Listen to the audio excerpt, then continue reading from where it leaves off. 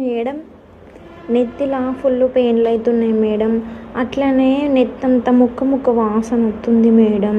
అయితే మా అమ్మ చెప్పింది మేడం తీయటి నెత్తి అయితే పేర్లు పోవని. అర్థమవుతలేదు మేడం. సరే అమ్మా, ఒక పని చేయ, నువ్వు చీమల పౌడర్ తెచ్చుకొని జుట్టుకు మొత్తం పోసేసుకో. నువ్వే చెప్తాడు కదా మీ అమ్మ చెప్పింది తీయటి నెత్తికి పెయిన్లు పడతాయనే. మన తీయటి నెత్తిలో పేర్ల మందిలో పెడతావు నువ్వు. చీమల పౌడర్ పెడితే చీమలు చచ్చిపోతాయి, అప్పుడు పేర్లు తగ్గుతాయి. ఇంకా ముక్క వస్తుంది అలా. ఎన్ని రోజులకు ఒకసారి చేస్తావు తలంటు స్నానం? 15 రోజులా? నెలకు ఒకసారి చేయి తల్లి. ఇంకా సువాసన వస్తుంది నెత్తిలకెళ్ళి. ఇదే ఆయన రోజు పోయి కడుక్కుంటారా 2 రోజులకు ఒకసారి కడుక్కుంటారా? ఇక మనుషుల అమ్మ 15 రోజులకు ఒకసారి చేస్తారు స్నానం.